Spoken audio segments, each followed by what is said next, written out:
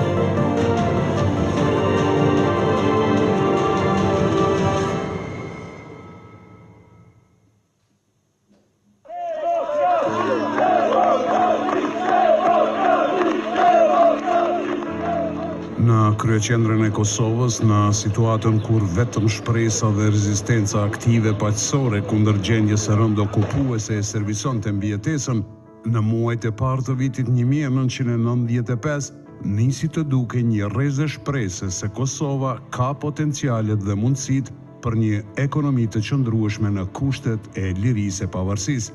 Ky është rrëfimi për Institutin Riinvest, një institut i lindur në kontekstin e luftës për liri e pavarësi, i dedikuar për zhvillimin e qëndrueshëm dhe prosperitetin ekonomik të Kosovës, promovim të paqes dhe bashkëpunimit.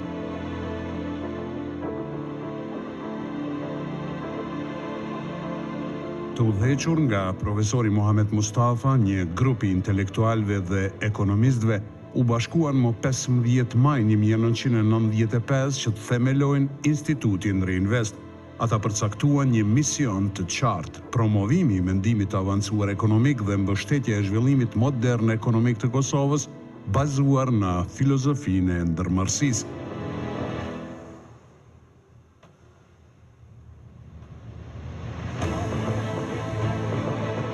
Në proceset e shpërbërjes me luftat të përgjakshme të ish-Jugosllavisë Federale, regjimi serb kishte ripushtuar Kosovën duke zhbërë autonominë dhe strukturën e saj institucionale, duke vënë atë nën subordinim të pushtetit serb, i cili kishte instaluar një regjim apartheidi dhe një politikë koloniale. Në opinion botror dhe në analizat politike të asaj kohe, çështja e Kosovës shtrohej më shumë si një çështje separatizmi në njërin anë dhe e të drejtave njerëzore në anën tjetër. E Kosova ishte në fakt edhe një koloni në Evropë, dhe kjo duhej dokumentuar me studime racionale të argumentuara ekonomike dhe politike. Filozofisë politike nga e cila kishte lindur projekti për pavarësinë e Kosovës i mungonte një lloj inxhinieringu ekonomik, i cili ishte i domosdoshëm procesin e sqarimit dhe ndërtimit të një shoqërie prosperuese në kuadër të një ekonomie të hapur të tregut dhe integrimeve euroatlantike dhe të bashkëpunimit rajonal. Përkundër një situatë të vështirë që ndodhej Kosova atëherë, ne ishim thellë të motivuar dhe të bindur se kërkime shkencore dhe fuqia e dijes e bazuar në to do të duhej të bashkohej me përpjekjet e gjithëmbashme për liri dhe të mbështesë ato për të hapur perspektivat e një të ardhmje dinjitoze edhe për qytetarët e Kosovës. Në fillet e para të institutit u iniciuan aktivitetet përbashkëta me lidhjen e ekonomistëve të Kosovës dhe komunitetin e biznesit privat, pa financim të rregull dhe me kontributet tona personale. Megjithatë, diku ka mesi vitit 1996, ne përgatitëm një propozim për National Endowment for Democracy, përkatësisht për Center for International Private Enterprises në Washington, dhe kjo është në një pikë thesi. Me projektin të aprobuar Sparring nga Cypre dhe pastaj i zbatuar edhe në shtetin e Free Diversity në Gjermani, Open Society në Budapest, projekti aktivitetet ekonomike dhe zhvillimi demokratik i zbatuar me 1997 dhe 1998 ofroi të gjitha argumentet për mundësinë që Kosova ndërtoi qëndrueshmërinë e saj ekonomike dhe pavarësinë e saj ekonomike. Veç kësaj, ky projekt përvijoi edhe çastin e ndërtimit pas luftës, reformat ekonomike, vizionin zhvillimor që i duhej Kosovës në kushtet të ndërtimit të ekonomisë së tregut dhe zhvillimit sektorit privat. Ky projekt mori vëmendjen e duhur të faktorëve kyç ndërkombëtar, kontriboi inkorporimit dhe formësimit qëndrimeve politike rreth Kosovës. Për statusin e Kosovës në Rambuje, e po ashtu edhe pas luftës, delegacioni i Kosovës u mbështet në dhënat e këtij projekti. Ky projekt ndikoi po ashtu edhe në formësimin e qëndrimeve të faktorit ndërkombëtar për Kosovën para dhe pas luftës. It's a very different time in Kosovo when I was approached by Mohammed Mustafa and his staff to see if SIPE could work with them on what really was the first project of its kind to study the private sector in Kosovo, its nature, its scale, and how it operated. And what was so remarkable about the program was not only that this was the first time this had been done, was that there were no statistics available in the region due to neglect by the current government at the time. The other remarkable thing about this was the level of volunteering that went into this project. The number of people who gave time and effort and talent to putting together what really was a groundbreaking report on the scale and size of the private sector. What it recommended throughout its time was a stress not only on the need for a market that supported small and medium enterprise development, but also democracy that was going to be a prerequisite for the development of the private sector in Kosovo, as well as the need to develop the human skills of the people of Kosovo. And if I look at the Riinvest Institute's work today, much of those early findings are still relevant and they're still in practice. Riinvest's work still calls for a democratic and market-driven society in Kosovo. It still calls for building the human capacity of its people. When I first started at SIPE, my executive director, John Sullivan, who was running SIPE at the time when we first worked with Riinvest, always believed there were three key things to the success of an organization. One was its intellectual integrity, the quality of its thinking, and how consistent that thinking was through its work. Two was a commitment to excellence, making sure that no matter what you produce is always of the highest quality, so people can use it for reference. And number three is the need to pass on your knowledge. We call it passing it on. And I think in all three of those categories, if you look at Riinvest's body of work, all three categories are met. And that's why Riinvest has been so successful over the years, and why we've always been so proud to partner with Riinvest in its work.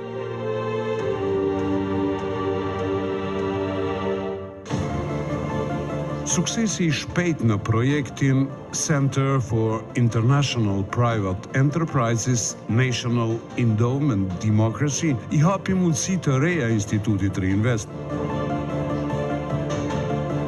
Lufta midis UÇK-s dhe forcave të regjimit serb erdhi duke u ashpërsuar, andaj NATO intervenoi për të ndaluar katastrofën humanitare. Edhe Instituti Riinvest ndau fatin e rreth 70% të popullsisë së Kosovës të dëpërtuar dhe u detyrua dhunshëm të zhvendosej. Megjithatë, Riinvest formoi shpejt një zyrë në Tetov, vuri kontaktet me partnerët e tij dhe shpejt vazhdoi punën në projektet e reja. As këto ngjarje dramatike nuk e ndalën angazhimin e institutit për ardhmërinë ekonomike të Kosovës. Në pranverën e vitit 1999 të përfshirë nga lufta, për 3 muaj vazhdojmë punën në Tetov, në Maqedoninë e Veriut, me besim të fortë se liria po vente, dhe se po hapej një faqe re historisë së Kosovës, ku zhvillimi ekonomik do të ishte një nga çështjet më të rëndësishme. Në zyrën që hapëm në Tetov, filluam të zhvillojmë idetë mbi politikat dhe strategjitë e rindërtimit të pas luftës, reformat e nevojshme për të zhvilluar ekonominë e tregut. Ne po shihnim një botë të tërë mundësish dhe oportunitetesh për Kosovën në liri. Duhej konstatuar pasojat e luftës dhe dizajnuar politika dhe strategji që paralelisht me evitimin e pasojave të rënda të luftës, sidomos në pronën dhe pasurinë private, fondin e banimit dhe ekonomitë familjare. Në këtë fazë, Riinvesti bëri hulumtime të gjëra dhe ekstenzive me mbështetjen e Department for International Development në terren lidhur me dëmet në ekonomitë familjare dhe një studim tjetër me pasojat në bizneset private që dhanë rezultate domethënëse. Veç kësaj, u angazhuan 17 ekipe të ekspertëve për të vlerësuar gjendjen dhe për të propozuar intervenimet prioritare në sektor të ndryshëm të ekonomisë dhe shoqërisë. Në fillim të vitit 2000, Instituti Riinvest organizoi një konferencë impresive ndërkombëtare me 200 pjesëmarrës, me ekspertë ndërkombëtar nga Bashkimi Evropian dhe Shtetet e Bashkuara të Amerikës, administratës ndërkombëtare dhe nga qarqet politike, akademike dhe të shoqërisë civile të Kosovës. Vlen të theksohet se këto studime kanë ngel thuaja të vetmet dhe me një vlerë të madhe historike. Në këtë konferencë, Riinvesti prezantoi rezultatet e hulumtimeve gjithëpërfshirëse mbi pasojat e luftës, si dhe rekomandimet lidhur me politikat dhe strategjit, jo vetëm për evitimin e dëmeve të mëdha fizike, por edhe për politikat ekonomike që do të duhej të zbatoheshin për një zhvillim të qëndrueshëm. Ky ishte një rast i mirë që Riinvesti të dëshmoj kapacitetet e tij, por edhe të afirmoj përkushtimin e tij për të marrë me aspektet më vitale të ndërtimit të një shoqërie prosperuese. It was in July 1999, only a few weeks after the end of the NATO intervention in Kosovo, that Riinvest and the Ebert Foundation cooperated in a first conference on the future of state and economy in Kosovo. And since then, Riinvest has become a center of expertise and consultancy for the development of the young state and its society.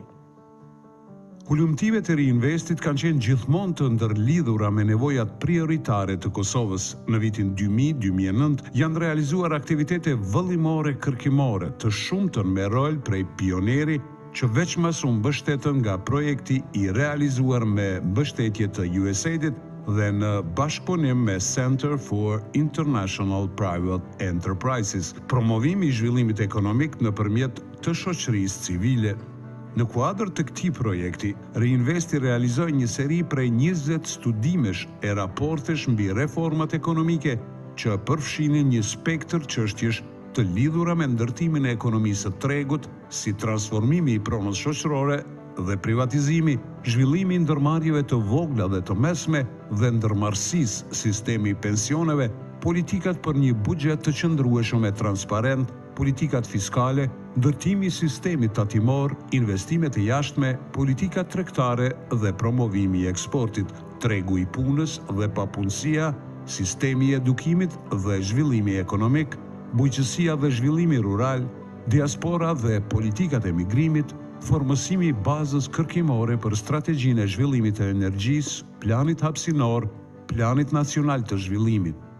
I had the distinct honor and privilege of collaborating with Riinvest during the 1999 to 2002 period when I served as USAID's senior economist in Kosovo.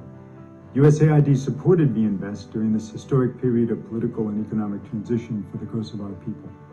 During that crucial time in Kosovo's journey to political independence and economic recovery, Riinvest served as a bulwark of independent research and thought-provoking advice on how best to ensure that Kosovo would emerge successfully from the terrible crisis it had endured during the 1990s and establish the economic and policy preconditions needed to promote a prosperous future for all of Kosovo's citizens.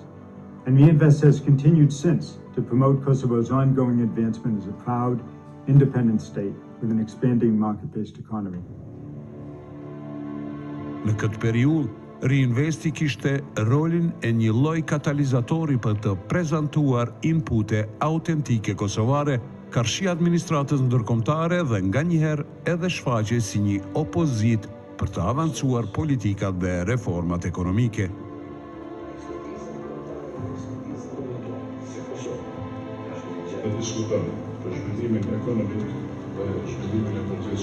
Is the best known Kosovar institution.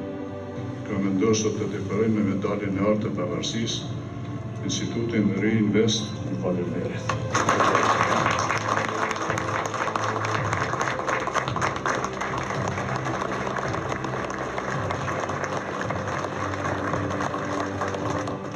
Në vijim të angazhimit tonë për të kontribuar në çështjet vitale të ndërtimit të shtetit të Kosovës, Institutit Riinvest i lesohet formimi dhe menaxhimi i grupit të ekspertëve për ekonomi dhe financa, të mbështetur ekipin e Unitetit të Kosovës në negociatat e Vjenës për statusin përfundimtar të Kosovës.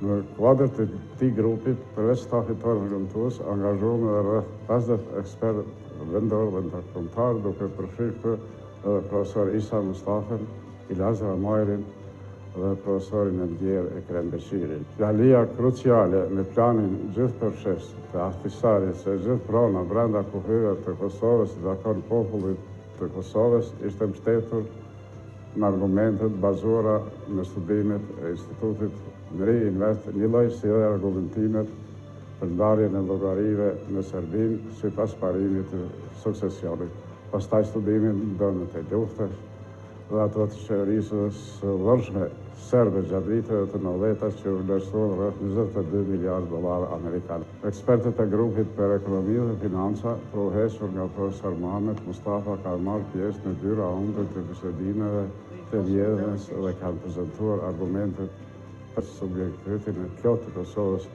në kuadër të ish-Federatës Jugosllave dhe me suksesi kanë mbrojtur kërkesat e palës kosovare duke hedhur poshtë pretendimet serbe mbi pronën shoqërore dhe publike të Kosovës. Fondi i studimeve të Institutit Riinvest ka ardhur vazhdimisht duke u pasuruar dhe është në fakt një kontribut substancial jo vetëm për politikat e bazuar në evidencë të vendit tonë, por edhe për zhvillimin e mendimit ekonomik në Kosovë. Studimet e përmendura krijuan bazën solide në të cilën ne vazhdojmë kërkimet tona edhe tani, duke i pasuruar edhe me çështje tjera si qeverisja korporative, ndërmarrjet publike, prokurimin publik, zhvillimi ekonomik lokal, monitorimi i mjedisit biznesor, hartimi i strategjisë së industrisë së Kosovës dhe strategjisë së energjisë, monitorimi i mjedisit biznesor dhe zhvillimi i sektorit privat dhe kontributi përmes konferencës ndërkombëtare, aktivizimi i burimeve të rritjes ekonomike në Kosovë, si dhe mbështetje e vazhdueshme për forumin 2015 me fokus në integrimet euroatlanike. Një tjetër fokus i yni është fuqizimi ekonomik i grave, ku Riinvest ka marrë rolin koordinues të forumit ekonomik grave, një platformë gjithëpërfshirëse që angazhon aktorët kyç në nivel politik dhe institucional për barazi ekonomike. Kjo qasje gjerë tematike na lejon të trajtojmë sfidat zhvillimore në mënyrë të ndërlidhur dhe me ndikim afatgjatë. Kontribut të rëndësishëm në zhvillimin e Institutit Riinvest në këtë periudhë kanë dhënë drejtorët ekzekutiv Mohamed Sadiku dhe Lumir Abdigjiku. Janë më shumë se 2 dekada bashkëpunimit të ngushtë ndërmjet Fondacionit për Shoqëritë të Hapur dhe Institutit Riinvest, që në fillim ky nuk ishte thjesht një bashkëpunim, por ishte një partneritet i ndërtuar mbi një respekt të ndërsjellë dhe vizion të përbashkët që kishim për Kosovën. Ky partneritet u fuqizua edhe më tutje kur së bashku e iniciuam dhe themeluam platformën avokuese Forum 2015, një projekt që Instituti Riinvest vazhdon të udhëheqë me përkushtim edhe sot i kësaj dite. Në periudhën e pas luftës, realizuam bashkë shumë projekte afatgjata, avokuam për zgjidhjen e sfidave zhvillimore dhe patëm guximin të sfidonim proceset ndjeshme edhe në nivel ndërkombëtar. Fushatën tonë nisëm me ciklin avokues pse pavarësi për Kosovën, duke lobuar për njohjen e saj në botën arabe në rend parë edhe te 5 shtetet mos njohëse të Bashkimit Evropian. Ajo që e mbajti të fortë këtë rrugtim të përbashkët ishte ekspertiza profesionale e thellë dhe pjekuria e Institutit Riinvest, që kishte në çdo hap të veprimit të saj dhe gjithmonë në funksion të ofrimit të zgjidhjeve më të mira për të ardhmen e Kosovës. Instituti Riinvest e siguroi qëndrueshmërinë organizative e financiare edhe ndaj misionit të tij, duke i dhënë një prioritet të theksuar shkollimit dhe zhvillimit të vazhdueshëm profesional dhe akademik të stafit të tij dhe më gjerë, duke kontribuar në krijimin e një mase kritike të ekspertëve për fushën e ekonomisë, ndërmarrësisë dhe menaxhmentit. Në qendër të punës së tij, Instituti Riinvest gjithnjë e mbajti investimin në kapitalin njerëzor për të krijuar diferencë në mendimin ekonomik në Kosovë.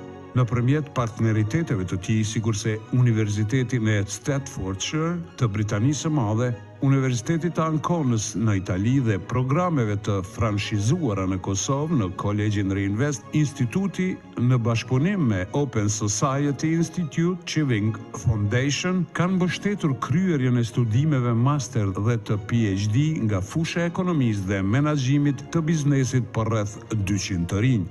Ata sot punojnë me Institutin Riinvest në punë të rregullt ose si bashkëpunëtor të jashtëm, por gjithsesi shumica e tyre japin kontributin e vlefshëm në universitetet publike dhe private të Kosovës, institucionet qeveritare, institucionet financiare, si dhe në kompanitë e ndryshme private e publike.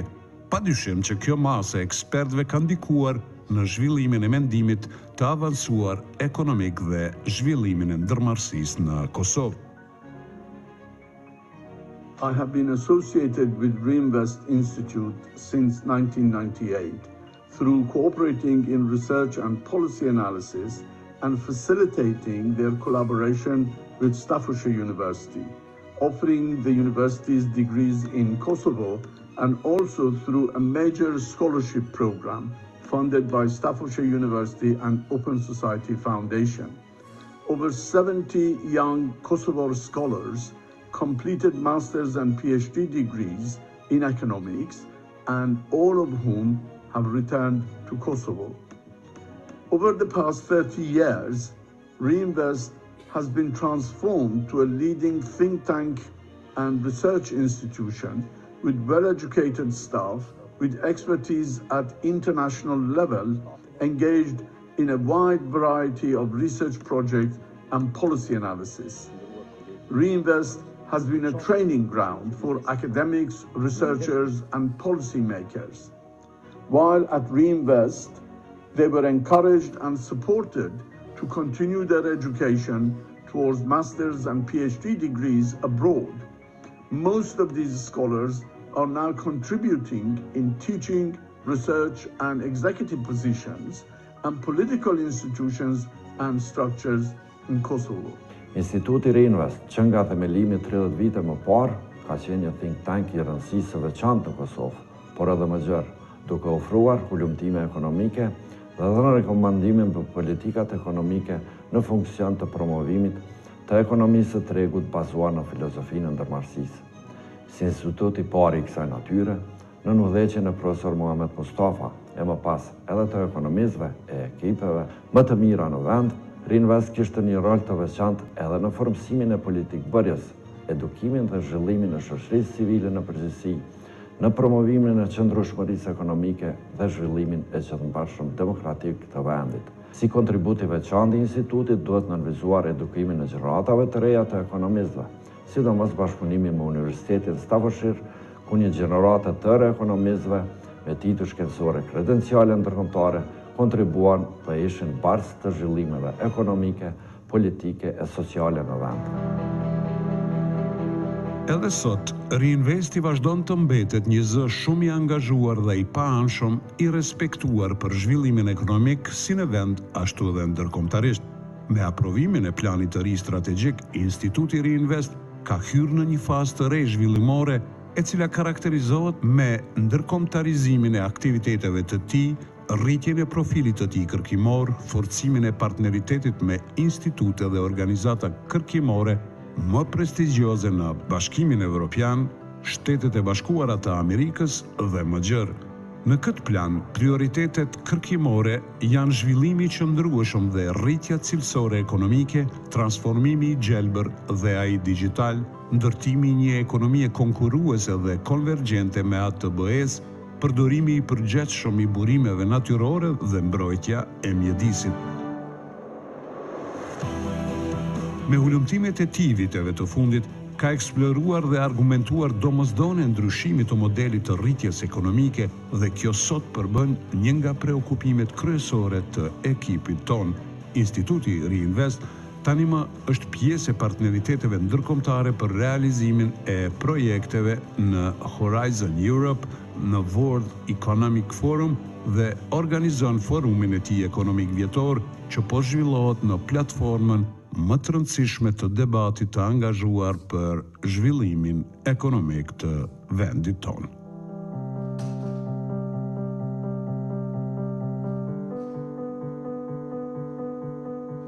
Instituti Riinvest sot është shumë mirë i pozicionuar për të kontribuar në debatet strategjike për zhvillimin ekonomik të Kosovës.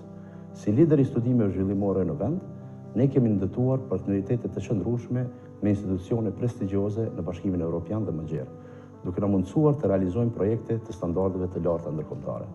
Përmes kësaj qasje, ne jemi duke ndërkombëtarizuar jo vetëm produktet dhe shërbimet tona kërkimore, por edhe mënyrën se si prodhojmë dhe shpërndajmë dijen në funksion të zhvillimit. Fusha tematike që mbulon sot Instituti Riinvest janë ndër më strategjike për të ardhmen e vendit dhe janë në linjë me prioritetet e hapësirës evropiane të kërkimit dhe drejtimet kryesore të programeve kornizë të Bashkimit Evropian. Për secilin nga këto fusha, ne kemi zhvilluar projekte konkrete dhe platforma të qëndrueshme. Si fjala vjen, Forumin Ekonomik Vjetor për të trajtuar çështjet e zhvillimit të qëndrueshëm ekonomik, hapësirën e veprimit të gjelbërt për tranzicionin e gjelbërt, si dhe përfshirjen tonë në programet kornizë për forcimin e kapaciteteve në kërkim dhe inovacion. Instituti Riinvest është gjithashtu një agjenci prodhuese të dhënave me kontribut origjinal që ndihmojnë vendimarrjen publike dhe analizat krahasuese ndërkombëtare. Në këtë drejtim, Riinvest është institucion partner i Forumit Ekonomik Botror, duke kontribuar me dhëna dhe analiza për raporte ndërkombëtare mbi konkurrueshmërinë dhe zhvillimin ekonomik. Today, I'm sending my best regards and congratulations to our colleagues from Riinvest Institute, who are a driving force in Kosovo's research and innovation landscape, as well as in our joint Horizon Europe-funded project, Policy Answers. Riinvest's expertise and dedication have been invaluable in advancing research and innovation, and issues such as health policy, green and digital transformation in Kosovo and across the Western Balkans. Most of those 30 years, I was personally a witness to the excellent work that Riinvest is doing, and the Vienna Institute for International Economic Studies is extremely proud that we have been most of this time very close partners in projects, in the organization of events. And I remember personally my first contact was with Mohammed Mustafa in 2001 in a joint project, Global Development Network for Southeast Europe. And he was writing with colleagues from his team a paper on the prospects for economic development in Kosovo, in the regional context. And the situation back in 2001 was obviously a very difficult one, more than 50% unemployment rate. And Kosovo has developed ever since, and unemployment rates are now single digit, and also Riinvest has developed a lot with the country.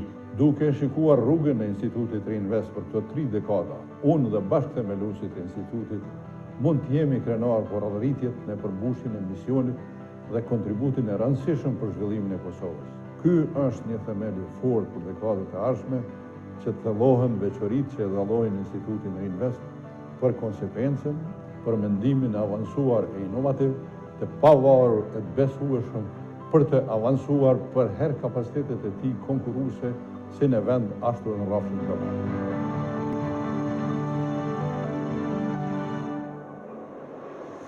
On behalf of the Board of Directors of SIPE, myself and our staff, I'd love to extend a hearty congratulations to Riinvest, its Board of Directors, its staff, and its stakeholders on this very great anniversary.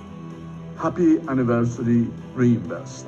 Congratulations to your 30th anniversary. It is a pleasure having met and cooperated with you. So let me once again congratulate to 30 years of excellent work.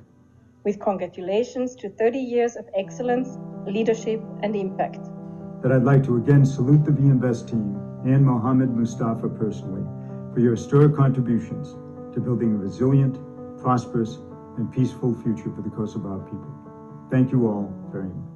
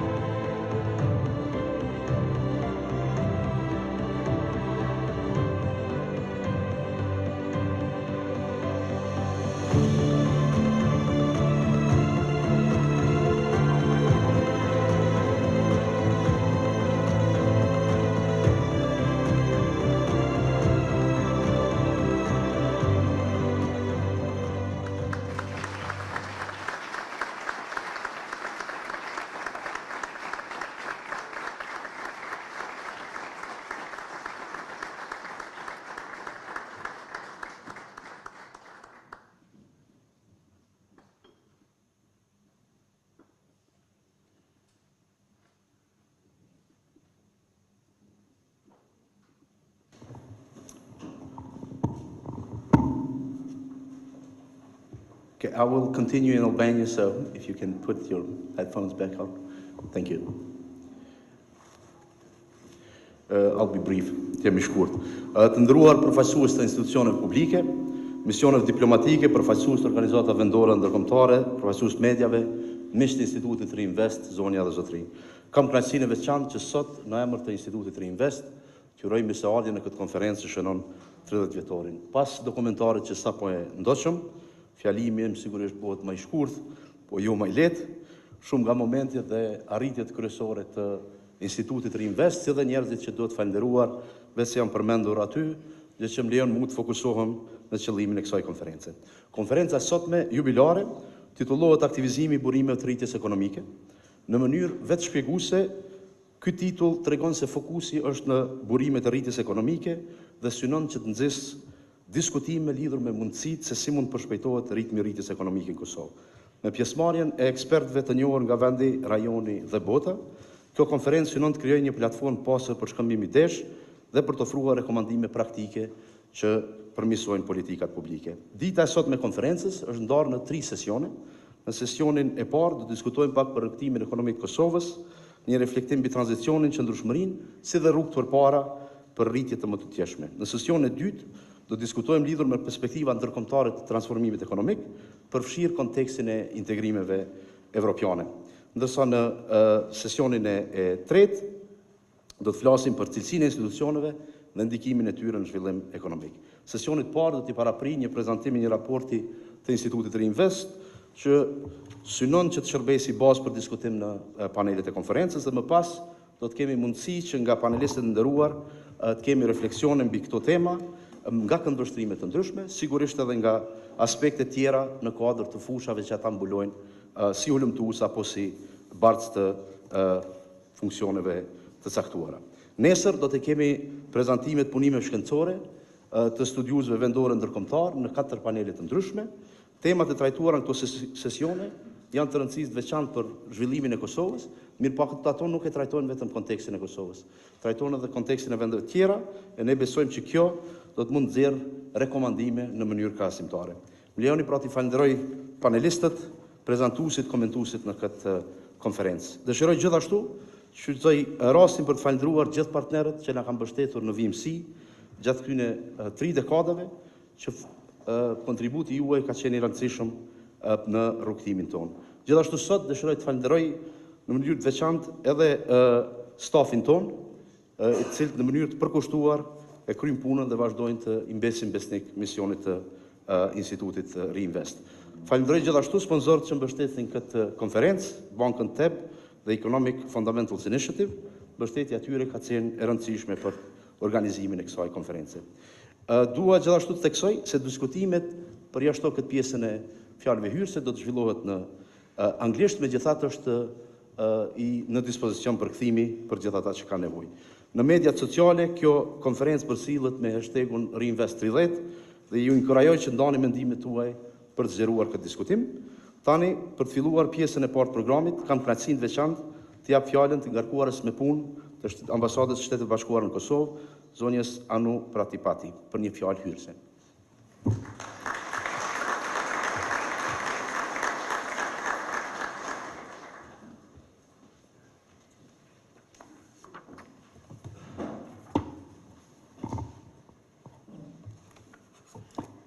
Good morning, Mirmenjes.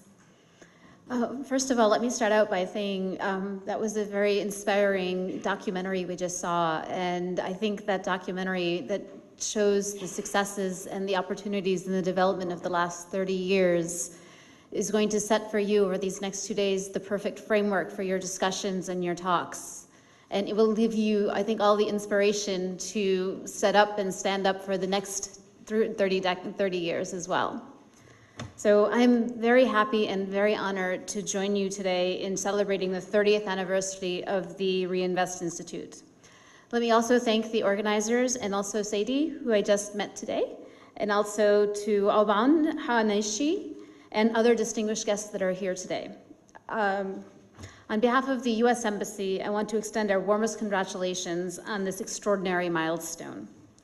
For 3 decades, Riinvest has been a pioneer in socioeconomic research, policy analysis, and public discourse in Kosovo.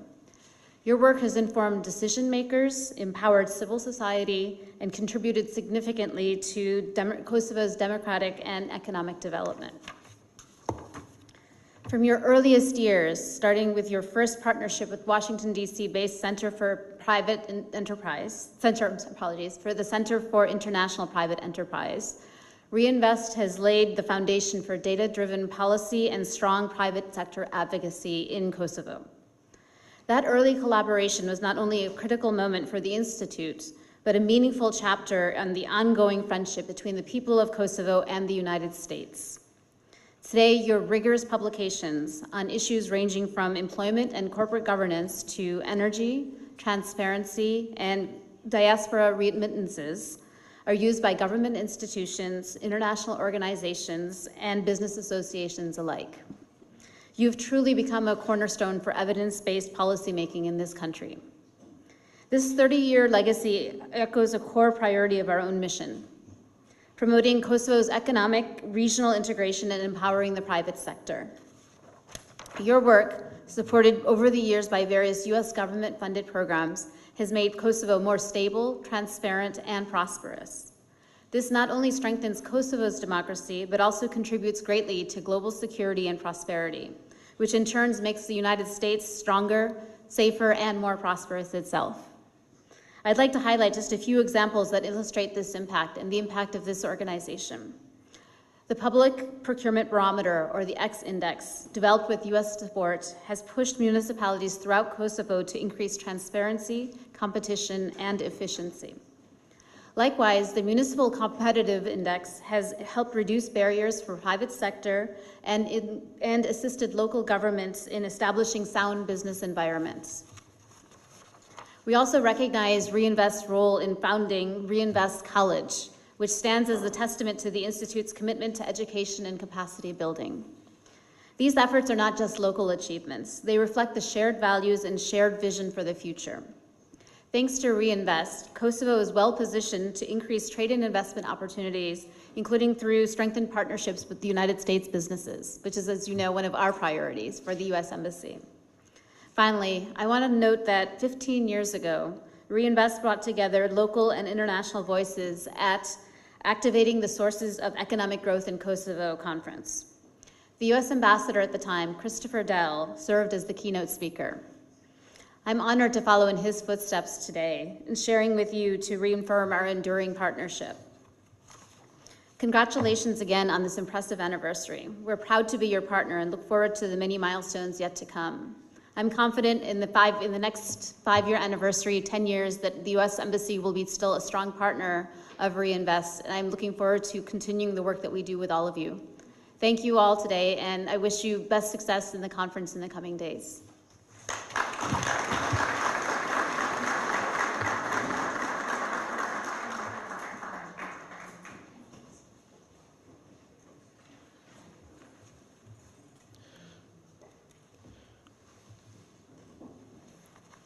Faleminderit zonja për debate. Më lejoni tani të ftoj zonjën Ana Karin Platon, shefe e seksionit politik në zyrën e BE-s, për ndarë mendimet e saj me ne.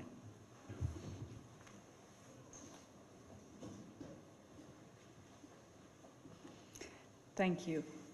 And thank you for inviting me here on this big milestone, I would say. And I would like to start with congratulate you on your 30th anniversary, and also congratulate you to all the things that you have achieved so far and the contributions of Riinvest throughout the years. We have seen in this interesting documentary how vital you have been for the development of Kosovo, but today you also contribute to the constructive debate on socioeconomic developments and challenges in Kosovo. You have also, as was mentioned briefly in the documentary here also, you have also successfully implemented the Horizon Europe project, Policy Answers, which is aiming to empower the research community and more broadly provide support to Kosovo authorities in the research and industry policy making and implementation. Today, I think it is significantly clear in the uncertain political and economic environment that we are operating in today, how important it is that our economies will develop the resilience and sustainability. Kosovo has potential. It has shown resilience in the latest years, despite a very complex past. Economic growth have been steadily over 4% annually. However, Kosovo has started from a low level in the sense that, and is still living with the complexities and the challenges of the past. Structural challenges still need to be addressed, maybe more important than ever. Invest in human capital and education reforms are still very necessary. Support the research and innovation in businesses, also very necessary. We have seen some inspiring examples in Kosovo. I think it's also necessary to come together and jointly form a national long-term strategy on how to develop Kosovo's potential and competitiveness. We need to address the high inactivity rates in Kosovo. There has been some progress the latest years in actually formalizing the economy, but there is still a long way to go. The environmental issues need to be addressed, more acute than ever, I would say. They have big health and financial costs to the citizens. And I would also dare to say that it's one of the factors that actually makes investing in Kosovo less attractive. There is a very important role for the private sector also when it comes to addressing sustainability issues. The private sector needs to ensure that its growth is also healthy by incorporating social responsibility approaches, and to attract qualified staff, retain them by giving good and sustainable jobs. And also to be a positive part of society when it comes to developing sustainability issues. The European Union is aligned to all these objectives, and we are trying to help in reforming business environment in Kosovo, and we are still Kosovo's largest investment and trade partner. We have made financial assistance available to Kosovo to make Kosovo more competitive, investment and attractive, and to make Kosovo able to create more jobs. We are engaging with authorities for moving forward with the EU growth plan, as accelerating accession processes. We have agreed with the government of Kosovo for specific reforms across vital pillars of economy, judiciary and public administration, and good governance, as we have done with the rest of the Western Balkan 6. A very important part of the growth plan is also the faster integration into the single market. And there the EU also has a lot of work to do. Some examples in this field is, for instance, SEPA and the green transport lanes, but there are many more areas that we can work on jointly with Kosovo and Western Balkan 6, and we will in the coming years. We are, for instance, integrating the Western Balkan 6 into the EU Single Market Programme. Very important for Kosovo and Kosovo businesses to take this huge opportunity, which can give them tools to strengthen the governance of the internal market, supporting competitiveness of industry, and in particular for micro, small and medium-sized enterprises. Our joint focus is to support on the longer-term socioeconomic recovery of the region, its economic convergence with the EU. There is still a big gap in terms of economic development between the region and the EU, and the faster we close this gap, the faster we start creating resilient, strong and sustainable market economies. And we all have a role to play in this. Thank you very much.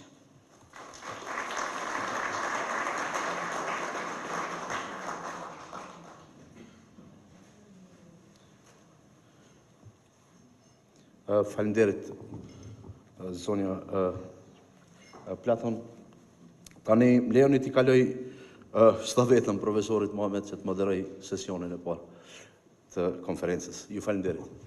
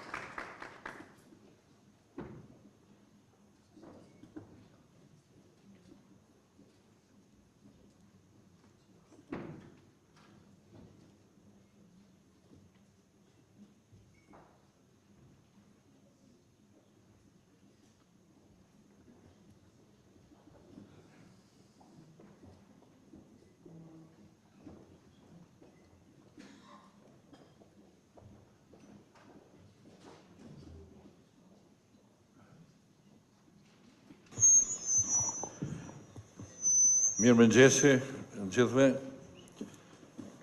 Më lejoni që tu përshëndes gjithve edhe një herë, në emër të themeluesve. Ne tash po kalojmë në një atmosferë punuese, por nuk jemi tërësisht e liruar nga emocionet. Kështu që kërkojmë falje për një emocion të tepruar. Paneli parë ka titullin Rrugtimi ekonomik i Kosovës, do me thonë në refleksione mbi tranzicionin shumë të vështirë ekonomik, konsolidimin e këtij tranzicioni, por problemi i Kosovës është që ngel për një kohë të gjatë në tranzicion. Edhe ka probleme që të ndërtojë një model i cili do t'i përballonte nevojat shumë të mëdha të Kosovës për të ngritur nivelin e rritjes ekonomike. Do me thonë, këtu tash e shohim në këtë panel, dëshiroj të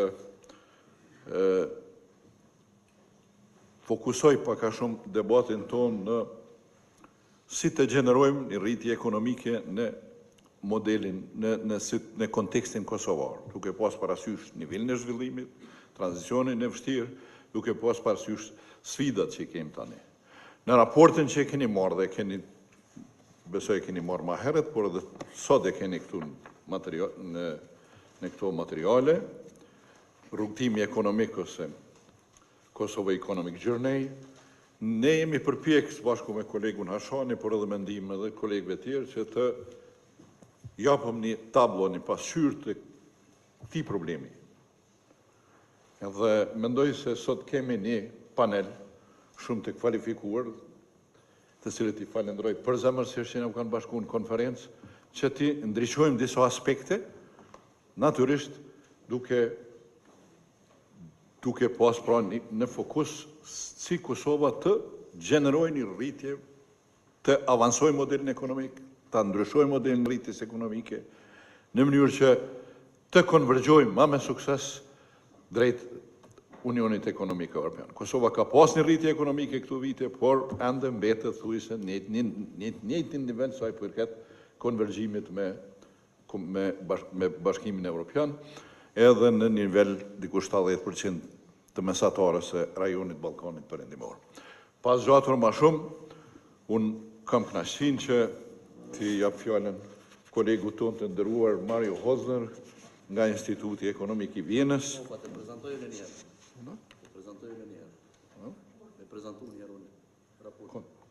Po, më falni. Falni, po. Ju kërkova falje që më bo në ilshem këto. Këtë raport që është përgatitur si thashë në institut, për me edhe Albanit, edhe mendimin e të kolegëve tjerë, do ta prezantoj diku në brenda 15 minuta, besoj se jemi vënu pak. Kolegu Alban mandej do të vazhdojmë me këto.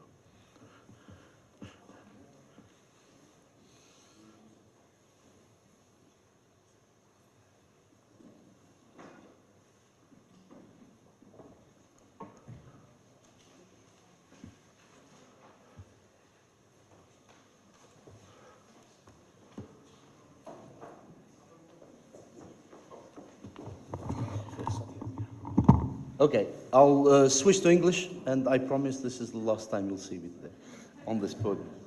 I'll try to be brief to present what essentially is a collection of some of the research work that Riinvest has produced, certainly over the last couple of years, but also with the help of other available data, to talk about this Kosovo's economic path, and hopefully to set a scene for the discussions on the panel. Going back from a historical context, Kosovo essentially had Kosovo's path was marked with significant challenges. And certainly up until the late 1950s of the last century, Kosovo saw very limited economic transformation. And then a period of growth followed between certainly 1960s and 1988, driven primarily by economic and constitutional reform in Yugoslavia, when Kosovo consolidated its large territorial and political autonomy. This was reflected in the development of its physical and social infrastructure, industrialization, and improvement of the overall social fabric. At the start of the breakup of the federation, however, Kosovo per capita GDP was less than 1/3 of that of the federation's average. However, the 1990s were marked by severe setbacks. As you all know, its autonomous institutional independence was forcibly dismantled under Milosevic's regime, and this period was marked by significant deindustrialization and severe consequences of war. And the post-war recovery certainly was successful in creating basic infrastructure in the initial post-war period, but also in creating institutions almost from scratch. Yet, despite these developments, the growth rates were not very high, and also because the business environment was not very conducive. One of the reasons is that until 2016, custom tariff and value-added tax, which combined represented 26%, were collected at the border for capital goods and other inputs for manufacturing and services, coupled with high interest rates and significant infrastructural barriers, were not very conducive for private sector to flourish. And currently, Kosovo has a state of high middle income country. However, it's still below the Western Balkan countries' average, standing at around 65 to 70%, with some significant challenges that persist, among which the most important trade deficit, unemployment, and weak institutions.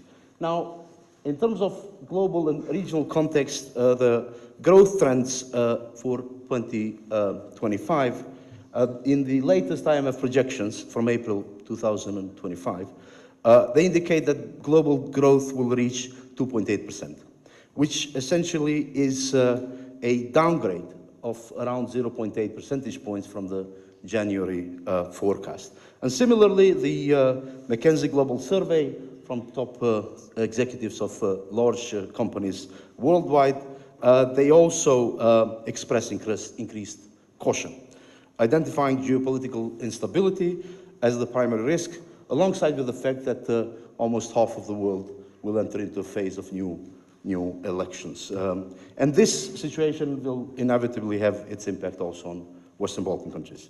Now, the economic growth projections for Western Balkans stand at 3.3 and 3.5% respectively for 2024 and 25 and 26, sorry.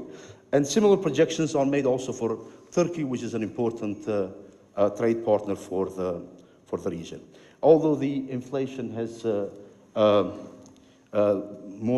declined, prices still remain higher than those pre-COVID, and especially certain goods are faced with higher inflation. Now, economic growth trends for Kosovo, after a slower period up until 2023, Kosovo in 24 returned to pre-COVID growth rates, which are at around 4%. The inflation has decreased. However, there are still inflationary pressures, especially since the last decision to increase electricity prices in regulated market by 16.5%. 1%. As far as businesses' sentiment are concerned, they expect that this year will be better than last year, but 2024 was rather worse than the previous year. And these are primary data that Riinvest collects as part of its efforts to monitor business environment. One of the major concerns relates to the trade balance of the country. So in parallel with economic growth, trade balance has also deteriorated, with the deficit increasing since 2019 by 65%, reaching 31.4% of GDP. And this is especially worrisome in deficit trade balance of goods, which increased by 74% during this period. There is some evidence that there is a diversification of export, which is a good news, especially in terms of goods. And just for illustration, we've produced this graph which summarizes it. Essentially, each dot represents 1 million value of exports, and different colors represent different product groups based on HS coding. So essentially, you see from 2015, the number of goods, types of goods of exports have increased quite significantly, which I think is an important factor. The service export is promising. It has doubled, and especially ICT services show strong international focus. The ICT barometer by the Association of ICT Sector suggests that around 39% of companies cater exclusively for export markets, which is quite significant. However, when we talk about the exports of services, about 2/3 of those are services for diaspora, essentially money that they spend, like tourism export, when they are in the country. So essentially, because of the data collection process, they appear as export of services, though we are catering for our diaspora. Now, the remittances have kept their stable sort of a percentage at around 15% of GDP, which demonstrate their importance and impact that they have in the income structure of households, but also in boosting consumption, and they have a level of seasonality during summer.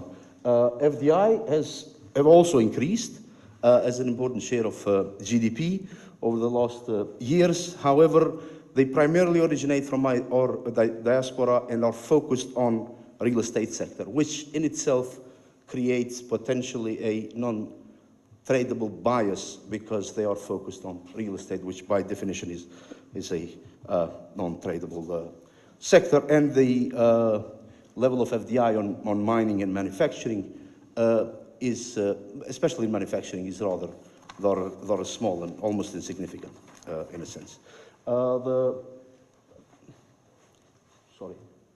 The financial sector, dominated by commercial banks, continues to have trends of stability. Loans have been increased annually at around 15% on average, and they seem to have the same structure as the economy, essentially. Now, the government spending and public debt. Kosovo's overall public debt is small. However, there are problems also with executing the amount of debt, small amount of debt that we have.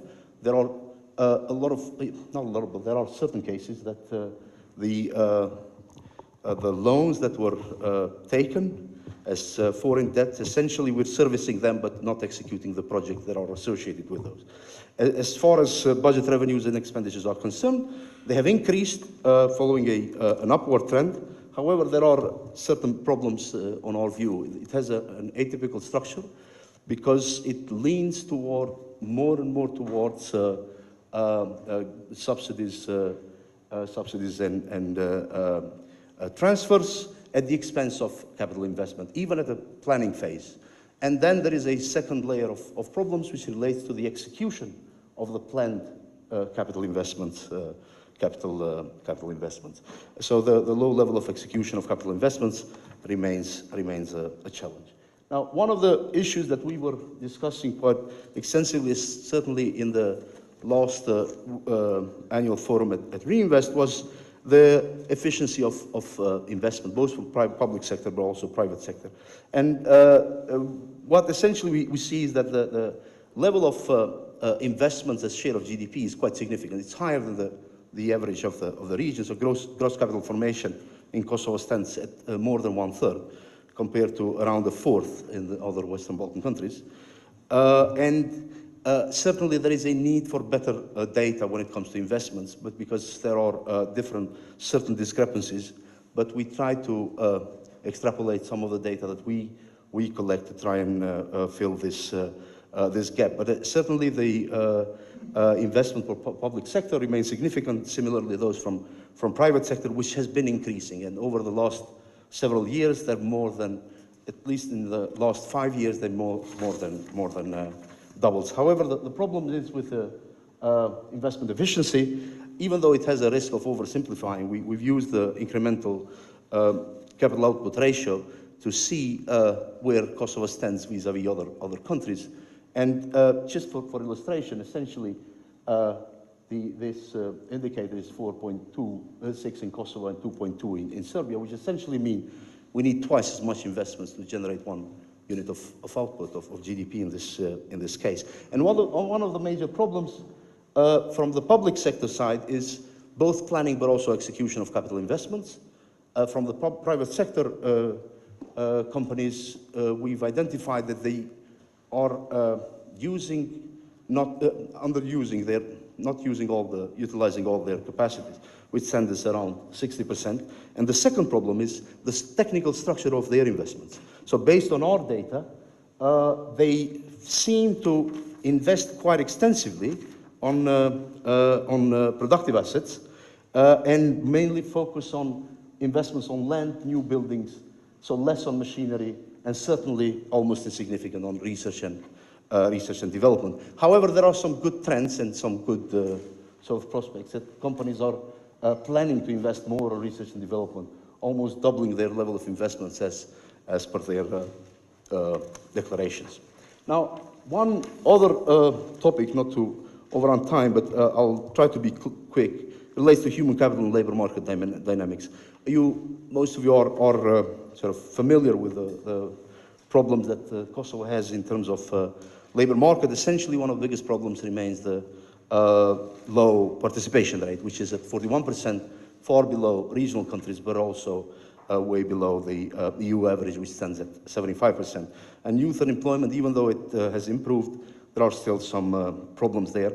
However, even though there are problems, high unemployment, businesses are still struggling, signaling a mismatch in the labor market.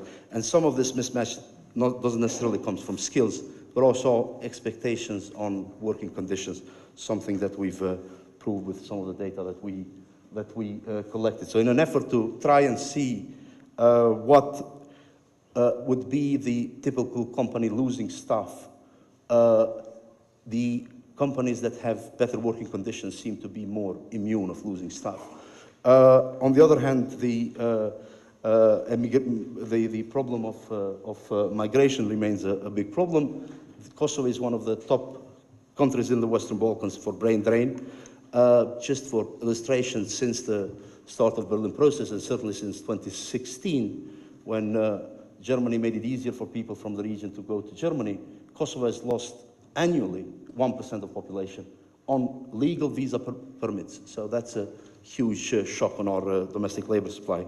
However, there are some important policy implications from the research we've come up with, certainly in improving job quality and working conditions, but also strengthening active labor market measures, which seem to be important determinants of keeping people in or lowering their incentive to leave. The one important element which sort of came about since the new census are demographic trends and their economic implications.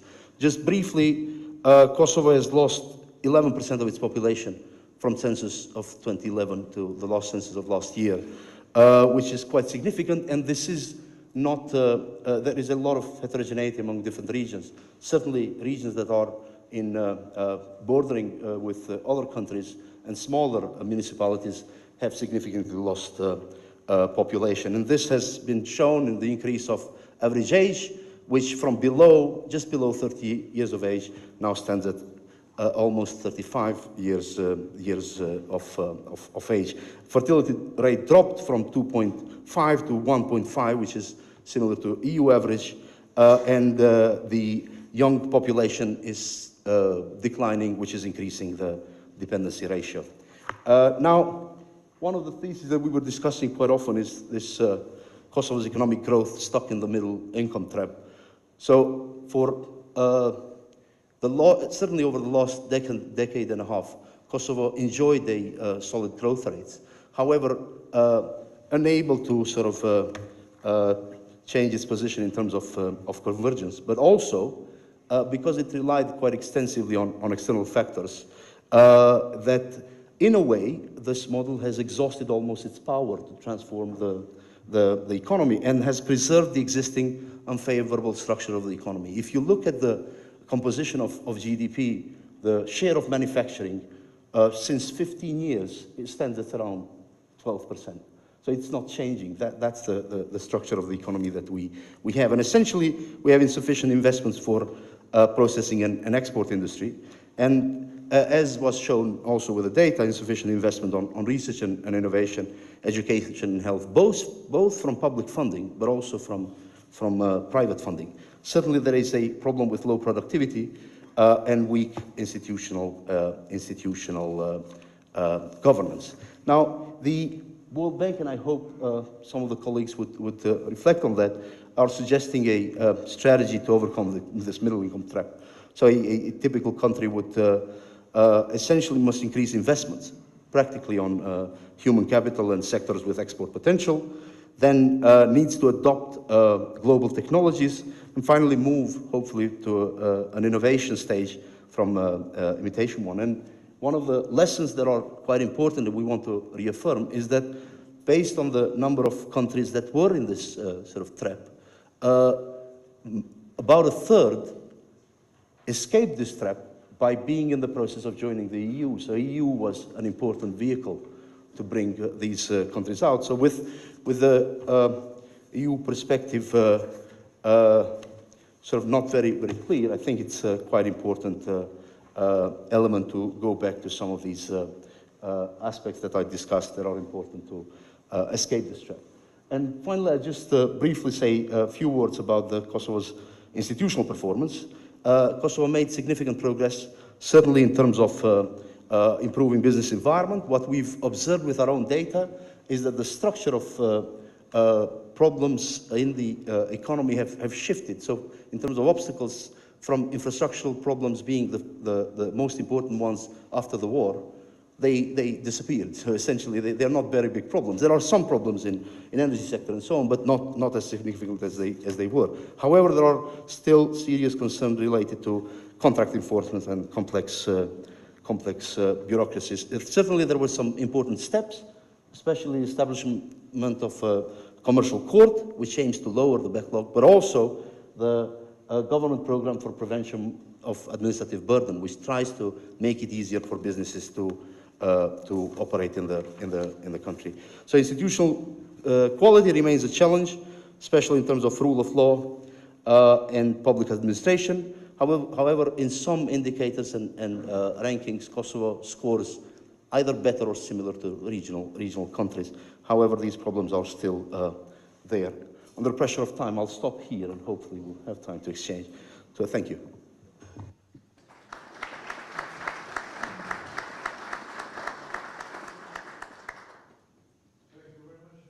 Thank you very much, Alban, for your presentations. Now we go to pass the floor to the first panelist, Dr. Mario Hosner, Executive Director of Vienna Institute for International Economic Studies, reference for policymakers and for researchers with their impressive production and contribution. Thank you, Maria, for your contribution. You have been inspiration also for our institute for years. Thank you very much. This is very, very kind words, and congratulations again for 30 years of exceptional work. I think, actually I would say Kosovo's economic development was actually fairly good given the circumstances. We shouldn't forget there is hardly any other country in Central East and Southeast Europe that has, let's call it, such constitutional problems with a major neighbor. There is Ukraine, obviously, to a certain extent Moldova and Bosnia. So given these extremely difficult circumstances, I think Kosovo did fairly well. Also, demographic dynamics were very different from other countries. So given all of this conundrum, the economic outcome wasn't too bad, and everyone who remembers how, for instance, Pristina looked like 20 years ago, I mean, this is a very different world today, and I think it's a better one in terms of socio-economic development. However, as economists, we always have to find the problem and suggest maybe a potential solution in some kind of utopian, different world. So let me look at what I think is the major problem. There is a statistics I'd like to look at where Kosovo unfortunately is leading the statistic. It's not a good statistic. It's if you look at the share of urban population consumption in terms of consumption items that you really need, like housing, energy, transport, education, and health expenditures. So these are expenditures that also the public policies can impact, but that everyone needs to spend on. It's not something we have a lot of choice about. And if you relate that expenditure items to the expenditure items of what one could say are the expenditures for the good life, like restaurants, hotel, recreation, sports, culture, personal services. That's where in this relationship Kosovo fares the worst in all of Europe. So people have predominantly to have expenditures in those things that just help to basically keep up basic life. I'm speaking about urban areas. So I think that is the fundamental problem, and typically housing is the biggest item. Costs for housing are some of the biggest items in those consumption patterns of things that we really need.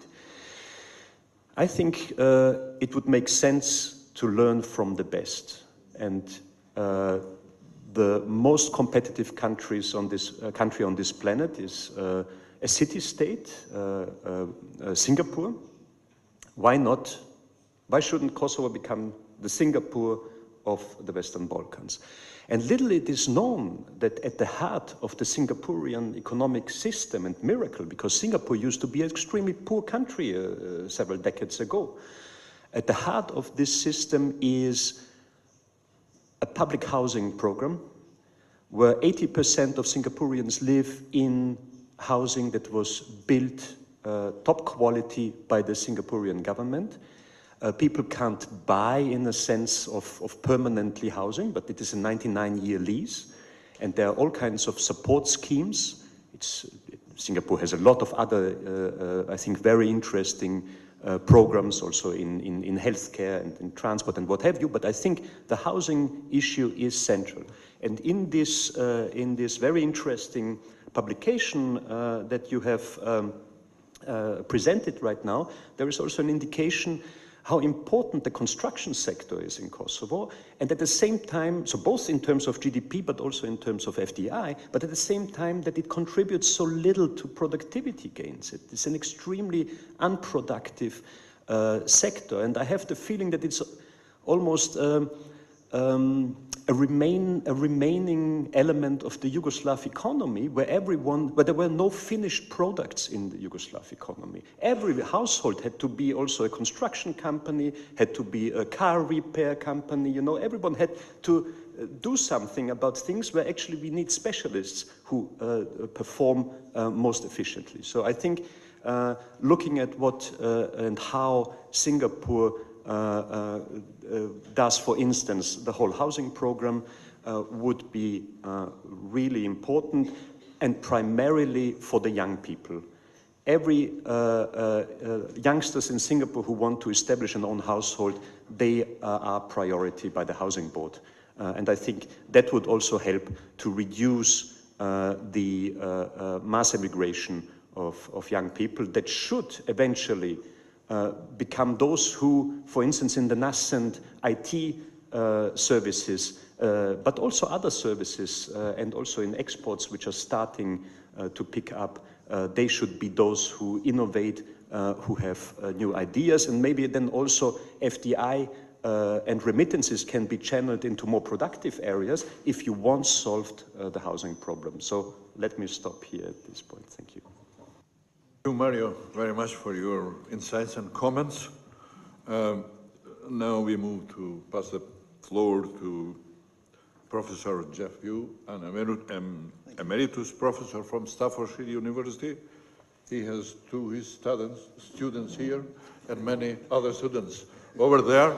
So, and he has been working with Riinvest in several projects.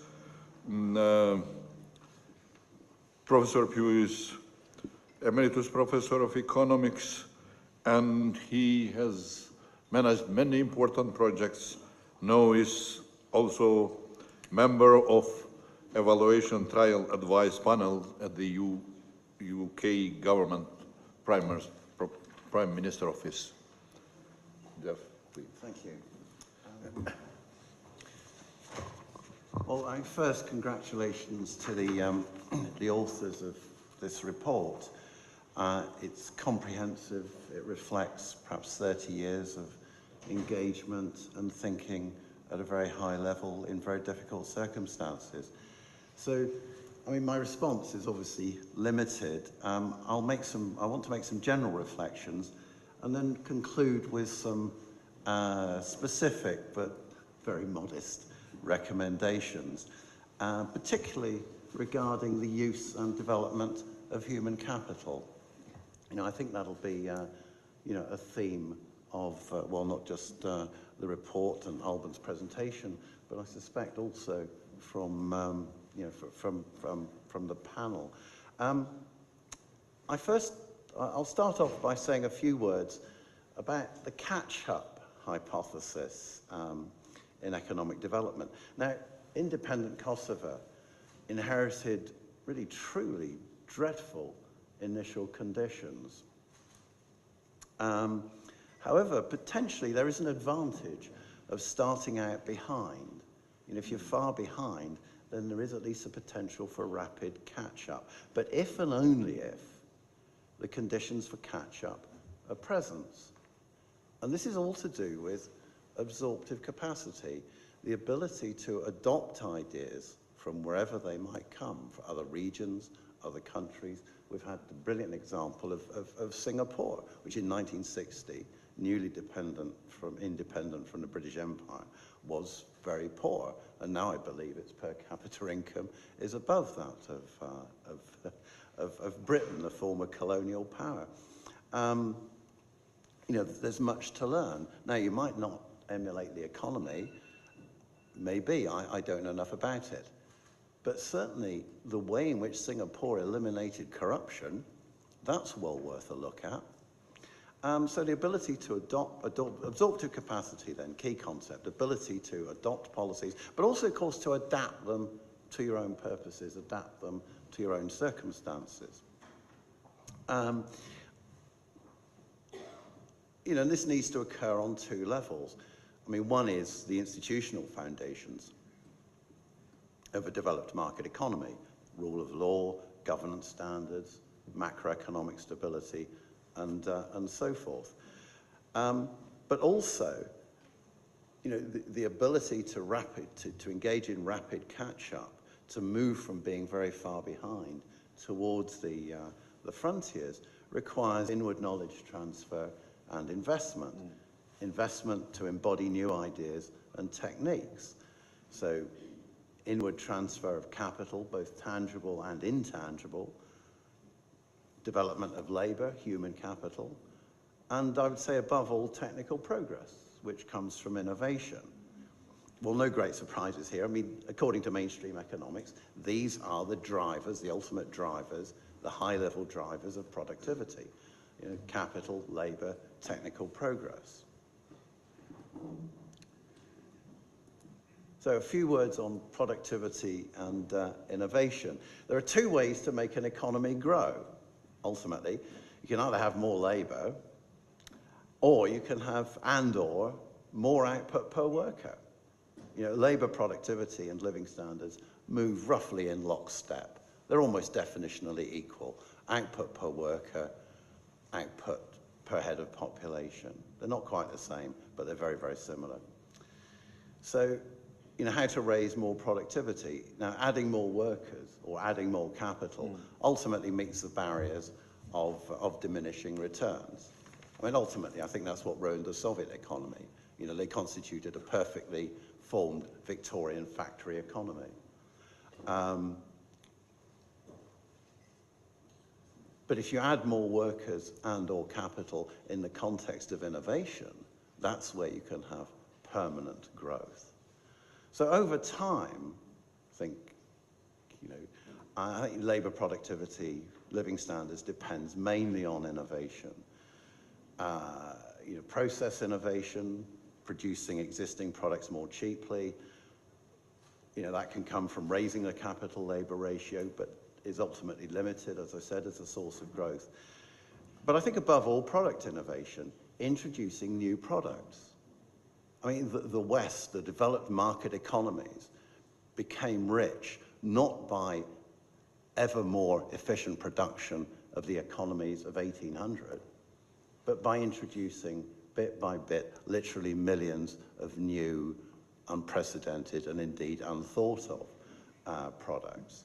So over the long term, since the dawn of the Industrial Revolution, since about 1800, it's product innovation, I think, that has raised people from pretty much universal $3 a day poverty, towards the level of enrichment that we now enjoy. Trade, of course, is also a multiplier of wealth, of betterment, of enrichment. But of course, trade occurs at the intensive margin, exporting more of existing stuff, but even more important, it occurs at the extensive margin, exporting new products. And these new products are, of course, the ones with the highest value added. And yet, and here I'm going to quote the report, there are barriers to innovation, raising productivity, currently existing in Kosovo. Here I quote the report. The competitive environment does not sufficiently encourage innovation, nor does it support the creation and absorption of new knowledge and technologies. I think that is the point of attack. So, next thing I want to comment on is that these productivity drivers, capital, labor, technical progress, they're all hugely influenced by human capital. Maybe not just by human capital, but I would certainly argue mainly by human capital. Think of capital productivity that Alban commented on and that's detailed in the report. The problem is quality of investment, not the volume, it's the quality of investment and its use. The problem is that productivity is not increasing in line with the volume of fixed capital. Well, why not? The report suggests several reasons. I quote, lagging rate of technical progress, quality of the organizational structure, professional and managerial skills, workforce skills. Now, these reasons for lagging capital productivity actually are all to do with deficiencies in human capital, which limit the efficiency with which capital can be used. So capital productivity, I think, reflects, lagging capital productivity reflects lagging or deficiencies in human capital development. And we turn to labour itself, to human capital directly. The report documents a skills gap. Quote, difficulties in finding workers with the necessary skills. Expenditure for education and science, as is anticipated for 2025, 3.5% of GDP, which is below the European average of 4.7% of GDP. So, if you're going to engage in catch-up, you need to, need a higher proportion, not a lower proportion. Now, according to the report then, quote, insufficient quality of human capital is an obstacle to catch-up. Absolutely right, in my view. Quote, this limits firms' ability to invest and adopt new technologies, attract capital and expertise from abroad and innovate. In other words, this is the obstacle to all those things you need to engage in catch-up. Thirdly, then, the third driver of productivity, technical progress, innovation. Now, this can be, transformative, new platforms, steam power, electricity, the internet, and so on, the fourth industrial revolution, all that kind of stuff. Okay, it can be radical, new to the market, or incremental. Most entrepreneurship, most innovation is incremental. It's new to a firm, but the firm doesn't necessarily invent it. Now, and again, incremental innovation depends on absorptive capacity, which reflects research and development and open innovation, the ability to search for, adopt and adapt ideas from elsewhere. Research and development is important, but that's only, and again, we got this from the report, only 0.16% of GDP, very, very low.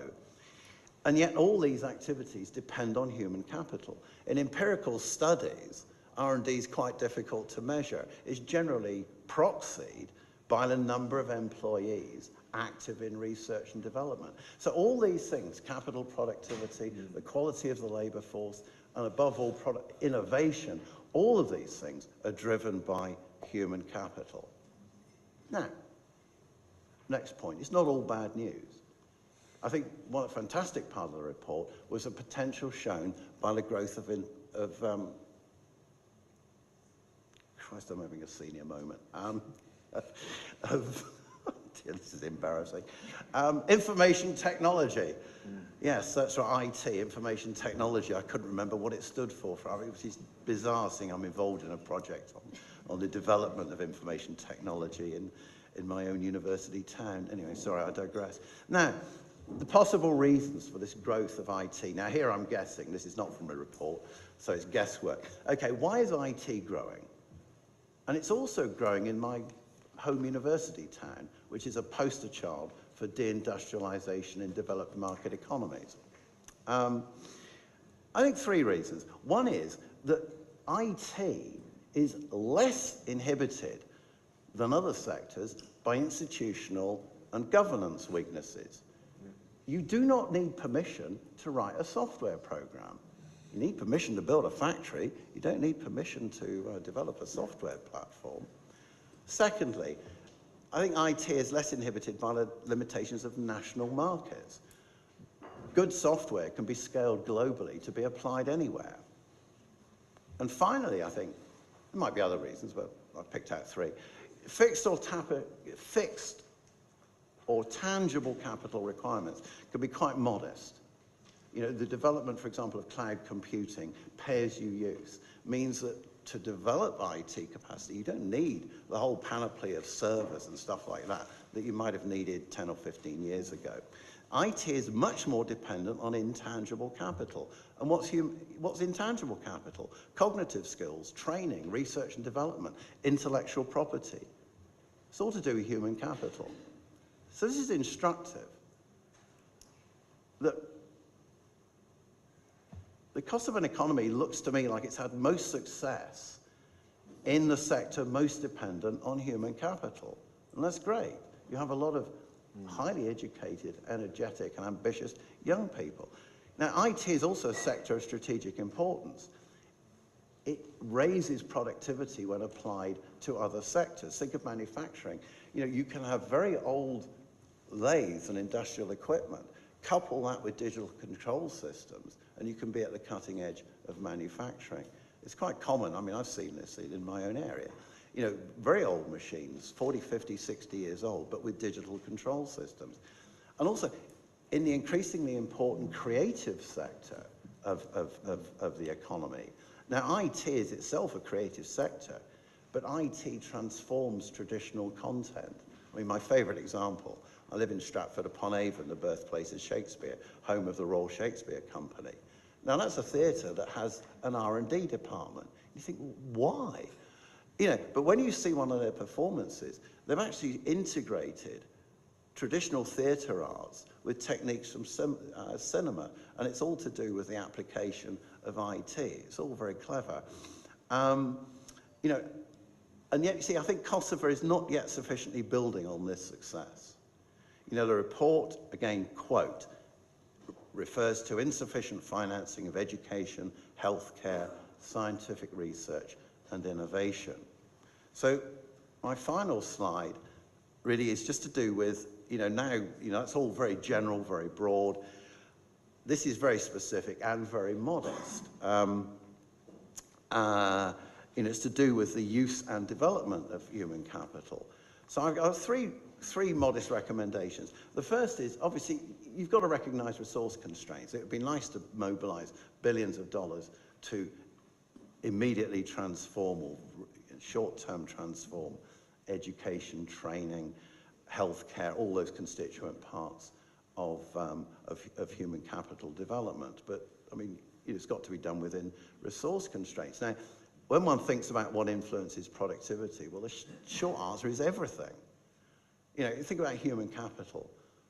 You know, once you start thinking about human capital, it takes you to education, training, healthcare, social policy, culture, you know, your history, your norms, your values. Okay, let's just focus on the education part of that. Well, that in turn resolves to schools, colleges, higher education institutions. Let's focus on higher education institutions. Well, that resolves into programs, curricula, etc. So I'm going to start at that level. You know, what can universities do? You know, I mean, a lot of us here are involved in higher education. Now, one suggestion I'm going to put forward comes from my own recent experience in Stoke-on-Trent, and it's a suggestion in the spirit of the triple helix concept. You know, the interaction or interface between higher education institutions, business, and government. Now, it doesn't come from my work. It comes from, you know, most of my ideas come from my PhD students. You know, I've been supervising a PhD recently that's written by someone who is evaluating, as part of the university management, and academics do sometimes talk to managers. It doesn't often happen, but, you know, in this case. The PhD is an evaluation of student placements with local small and medium-sized firms. These are final year undergraduate, not research students, note. These are final year undergraduate students or taught master's students in computing, engineering, design, and some in business. They are 3 or 6 month part-time placements to work on a distinct and well-defined innovation project, and they're financed by local government. And they're very cheap programs compared to any other form of business support that I know of. Now, the outcomes so far have been very encouraging. Not all successful, but most have been successful. And typically, they're bringing forward the introduction of new products at low cost. And we all know that speed to market for small and medium-sized firms is crucial. They tend not to use patenting or trademarks, but speed to market is the way they maintain a competitive edge. Now, there are lots of examples of new products being introduced, and in some cases, process improvements. I'll just give one example, because I'm probably running out of time. I'll give... I have. I've run out of time. Well, okay. I won't give the examples, which is a pity because some of them. But you'll just have to. Now this is good for SME innovation, but it's also good for developing the human capital of the students. So, so I think, raising productivity resolves to really 1,001 improvements throughout the whole system. I mean, this is one potential improvement. And when you introduce an improvement, evaluate it. What works? Is it value for money? And finally, back to policy transfer. Look for examples of good practice. This was suggested by Justin Lin when he was chief economist at the World Bank. Learn from experience of countries that are, if you like, one step ahead of you. Countries that you can emulate. And if you make 1,001 improvements all around the economy, continuously evaluate them, then there's a good chance that the resulting system, will give you something that's greater than the sum of its parts. Thank you.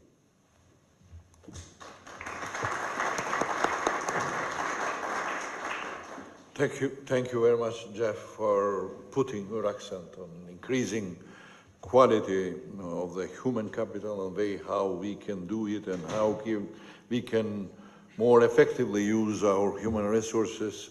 It's a key how we can advance our quality of our economic growth and to go from the steady economic growth to kind of transformative economic growth that Kosovo needs very much.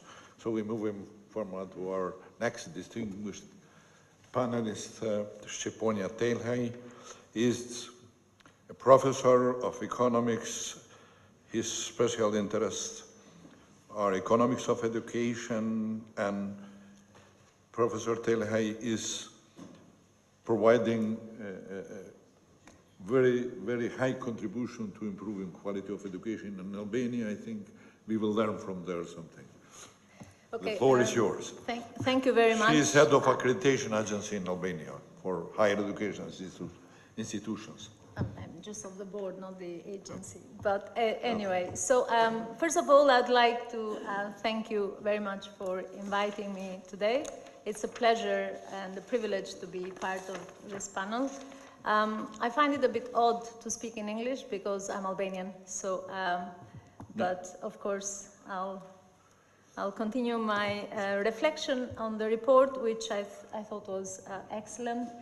And being a labor and education economist, an academic, and I think Jeff stole some of my discussion in a way, in inverted commas, and also being Albanian, I think it gives me also a lot of information that I can share or discuss, which I think might be very useful, knowing also the education system, which Albania and Kosovo, I think, have it very similar.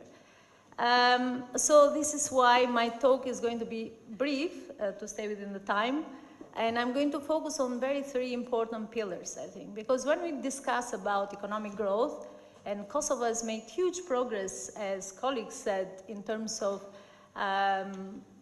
increasing economic growth, but of course now the model maybe needs to be renewed and a new model of economic growth is needed, given that, as the report says, that the growth has kept at bay at around 4%.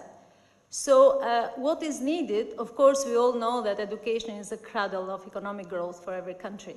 And I remember when I was a student, I remember Tony Blair said in the UK, I think one of their slogans was education, education, education. And me as a student, maybe naive at the time, thinking like, what are they thinking about? I mean, education, UK, they lead education, so what else do they want? And then now we have Rishi Sunak, like before, of course, he resigned as a prime minister, recently was discussing about the importance of bringing mathematics back to schools. So what we did in Albania, and I wouldn't like to talk about Kosovo because I don't have much information, but in Albania, when they were going through transition, when we kicked out communism, what we did is we looked to the West. So we said, fine, let's just do how education is done in the UK. And UK was an example. So what we did, we basically decided to teach less maths.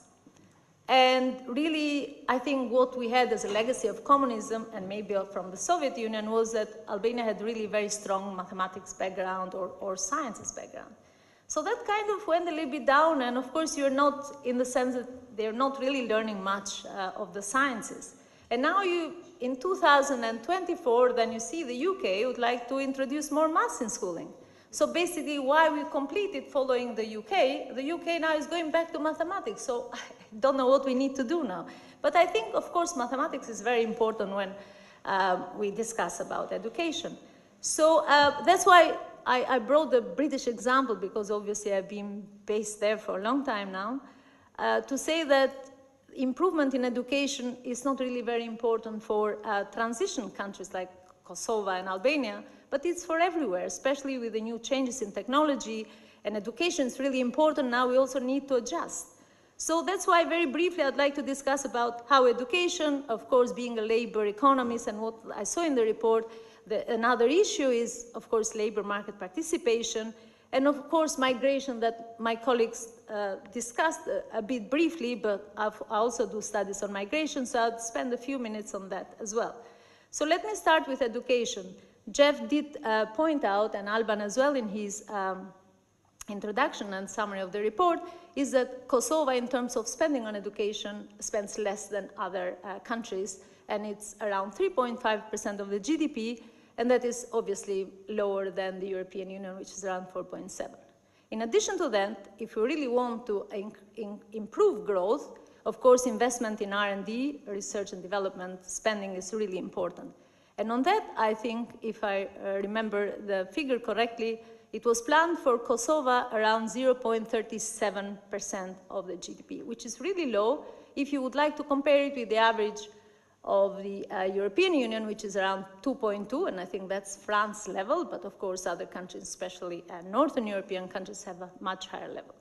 So these two are important. So it's not only, we always talk about expenditure. Of course, I work a lot on education. It's not only spending, the quantity of spending, but it's also the quantity of it. Like, how do you really spend that money? Because usually there is a correlation between how much you spend on education and how much education really helps in economic growth. But correlation is not causation, as we know. So even if we spend less, but if we target it efficiently, I think that's important. And another issue we have in terms of education, I think, which I saw in the report, and I would like to also thank Riinvest for a lot of surveys that they carry out, because they give you a lot of information, because you not only need what really are the problems, but also to find how we really in details, because if we know problems in details, for example, asking employers, so they see a mismatch, for example, in terms of skills that graduates get, and the needs in the labor market. And we see that in Albania as well. We see that being part of this, as I said, to check, to see how the higher education works in Albania. Of course, it has quite a lot of problems, some achievements as well, of course, but you see as well that there's the detachment with the needs of the labor market. So you learn a lot, but then the graduates are disconnected to the economy. So in a way, what does it mean? Then you need to retrain them, and you need some kind of policies in terms of on-the-job training and so on, which is costly. So that's another problem that you see in terms of you might need more that industry and universities partnership in order for them to basically, we have these graduated cohorts, but I mean, how much they can affect growth. So that's this mismatch of skills and what the market needs, labor market, I think it's an issue. The other thing that I saw in the report that really struck me was the young people that are in need, not in employment, education, and training. And that was 1 in 3. So this is also a loss in human capital that it's really important, that needs to be addressed. So these 3 issues, I think this is really is important to be addressed. And of course, I agree with both of colleagues' comments in saying that we should try and emulate or try to learn from what other economies have done.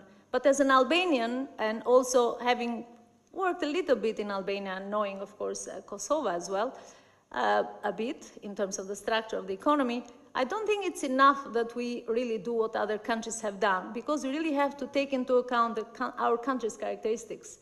And it's not something that works I don't know, let's say even in Czech Republic, for example, does not necessarily would work very well in Albania or in Kosovo. So that's why they are really good suggestions, I think, but we also need to take into account how much they might fit with what we have in terms of human capital, but also other characteristics of our economy, but also culture and social norms do matter here a great deal. Then very briefly, I would like to say a few points in terms of labor market participation. It's really, if you look at the statistics, I mean, the unemployment has gone down, as Alban said. But then there are this figure hides some details. One of them is that Kosovo, it seems to have around only 30% of people are in employment. So this is very low, maybe one of the lowest in Europe. And else what we also see is that female participation in the labor market is less than 20%, and this is clearly the lowest in Europe. And there are some structural barriers, of course, for women, and this is, I mean, what I'd like to say, there is this gap. So this is not only that we worry about this gender inequality, right? But we also worry about that if we are talking about growth, females are 50% of the basically workforce. And we really need to find ways to engage them with the labor market. I mean, there are some structural barriers, of course, and that structural barriers might be, of course, this very costly, the child care might be costly, the elderly care, the flexibility for women to participate in the labor market. So these structural barriers need to be addressed by the government in order to make sure we need them, basically their contribution. And this is something that I'm going to talk tomorrow as well. There's a paper that I'm going to present, but this is of female participation in Albania in the labor market.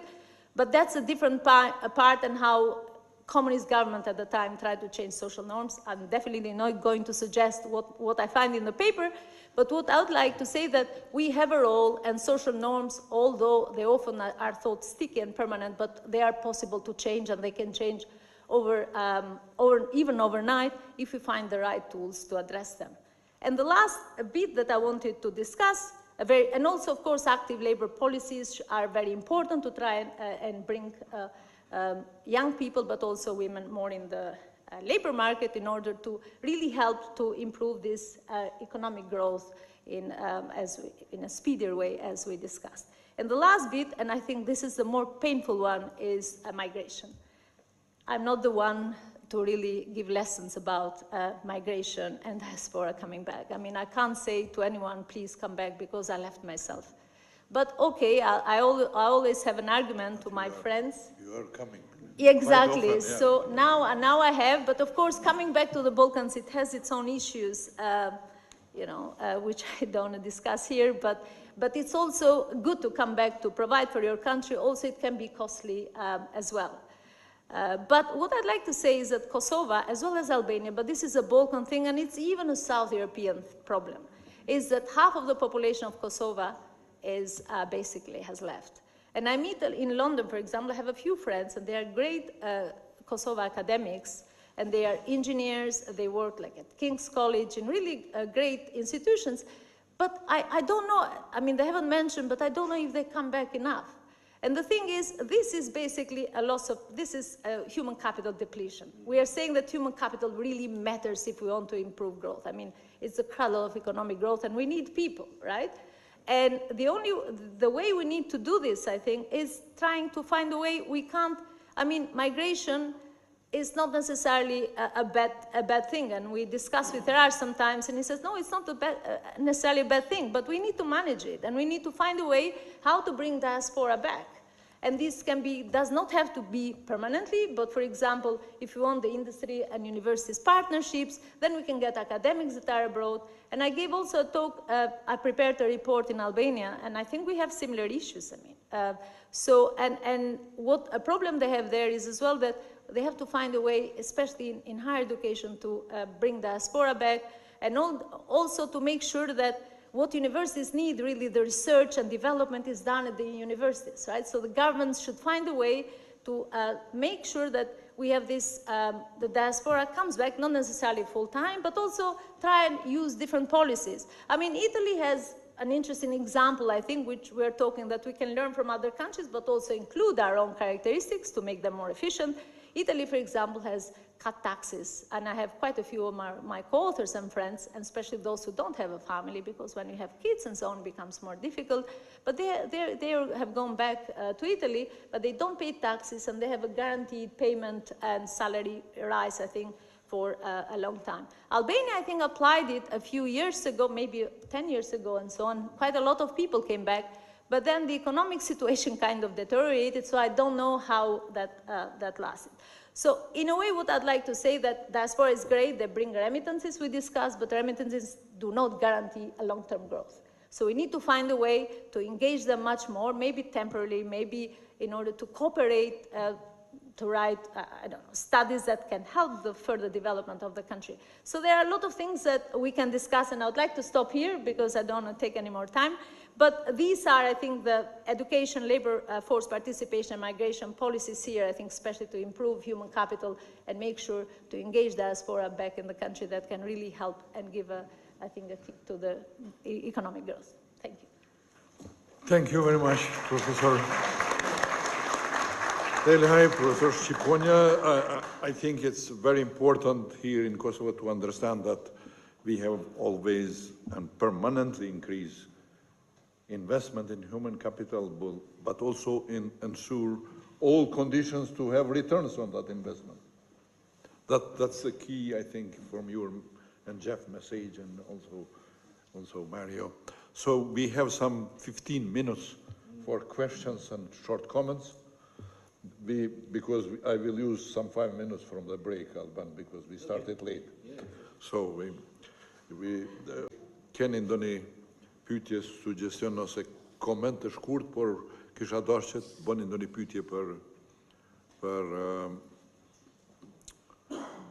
panelistat tanë të nderuar.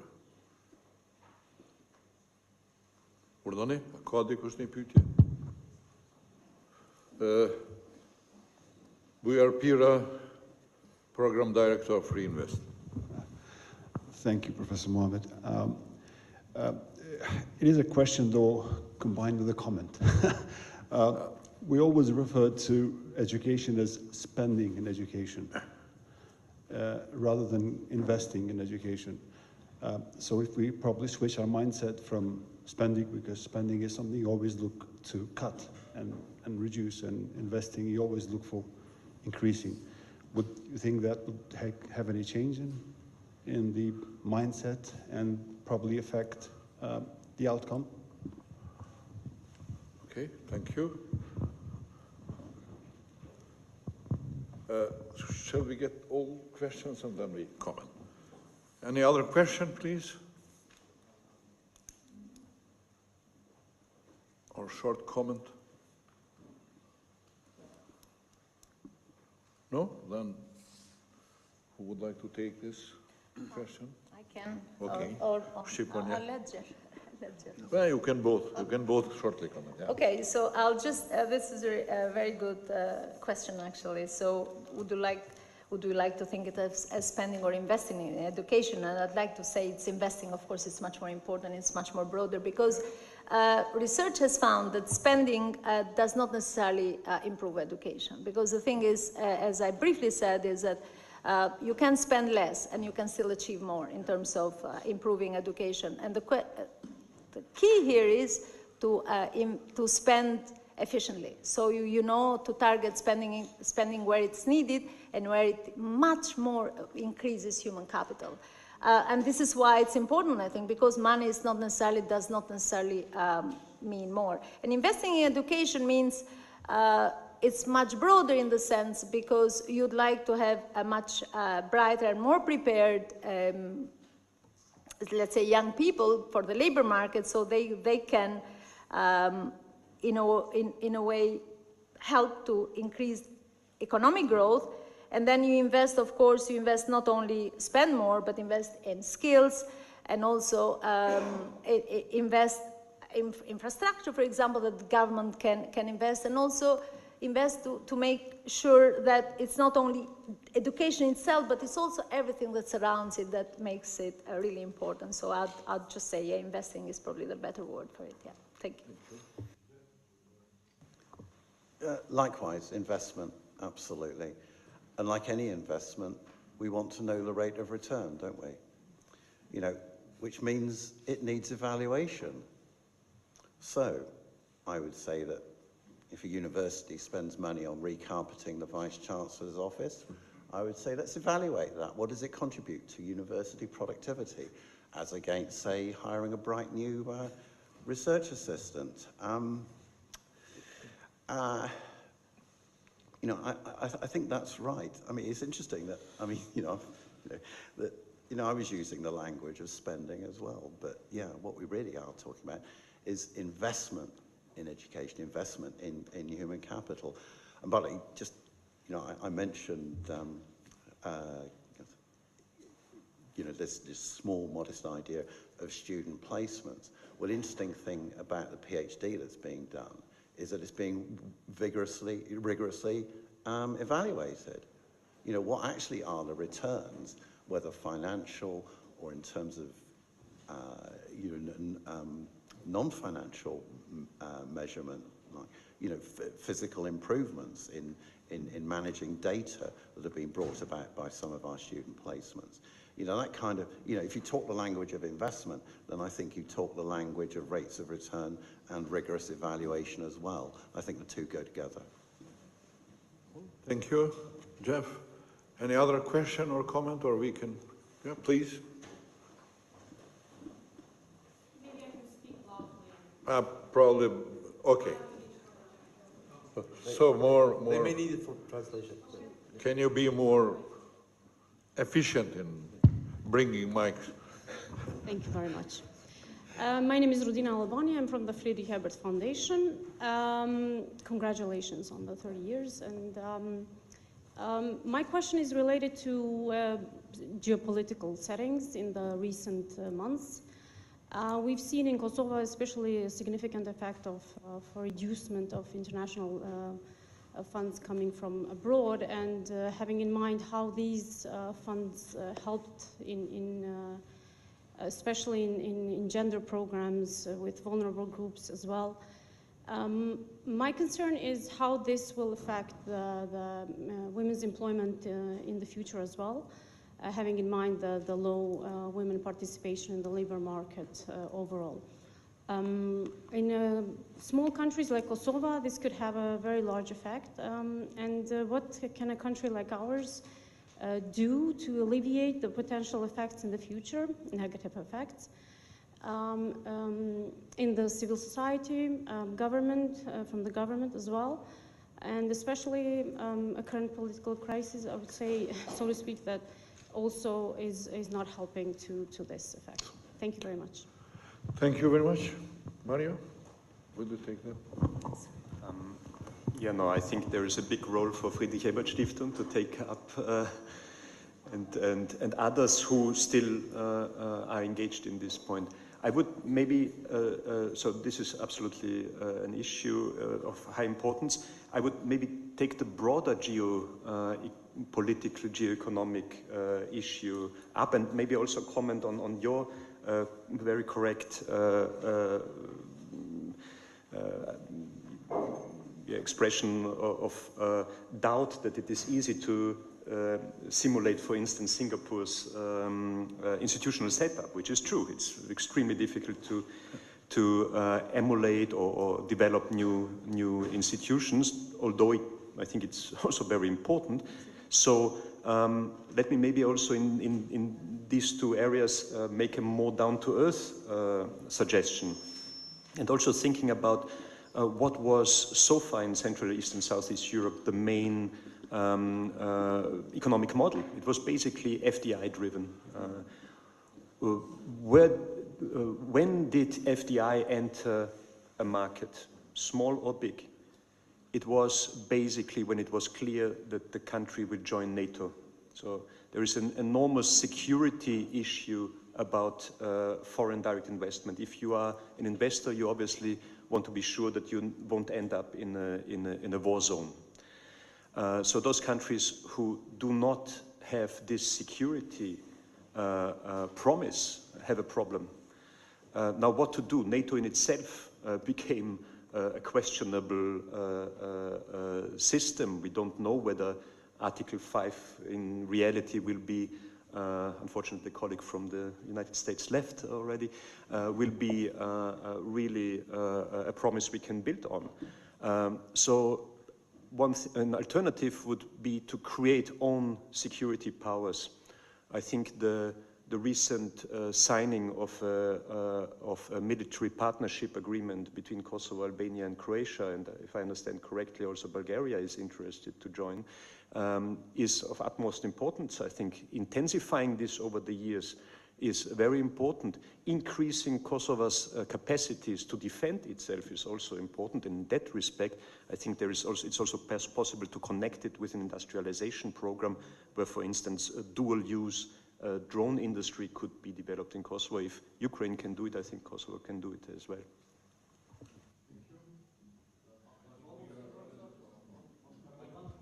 Yeah.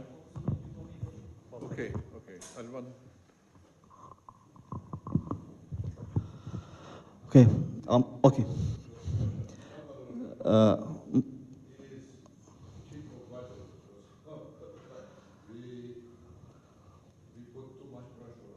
Thank you, Professor. Thank you.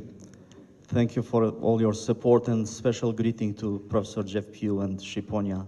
It's really good to see them again in Pristina. Just two short comments on education, investment in education, and on what Alban raised, the issue of low level of capital investments, execution. When I see the issue of investment in education from the budget point of view, I see that most of spending from the structure of investment goes in wages and salaries. I'm speaking for the public sector. So I think it's very much important when we talk about increasing investment in education to speak about providing more equipment, more knowledge in order to increase the capacities. And second, the issue of low level of execution of capital investments. It's true, last year was 77%, in 2023 was around 60%. This year is trend promising, but one of the issues from the budget point of view where I see problem is that many projects become part of the budget, unmatured projects, because there are less investments in preliminary analysis, expropriation issues, legal issues. So when the projects become part of the budget, they have no problem in starting execution. So I think this is very important for the institutions to make prior investments, prior analysis, prior studies. So when they become part of the budget, then the execution become more smoothly. Thank you very much. Thank you, Salvador. Alban? I just wanted to comment on the issue of cutting off funding, especially from U.S. and it's not just U.S.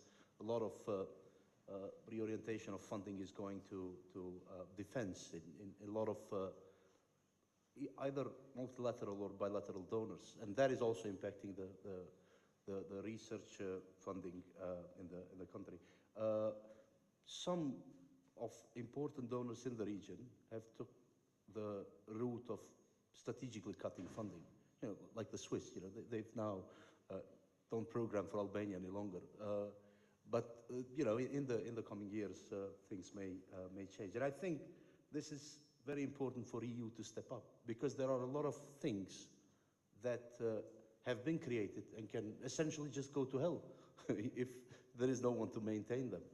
Because what we've observed, and I think is important, especially after the cutting of funding from the US, that was used also as a mechanism to erode some of democratic values in the Western Balkans. So I think it is important that both the EU but also governments step up in creating conditions for this emerging infrastructure of research and innovation, but also civil society sector to survive, so to say.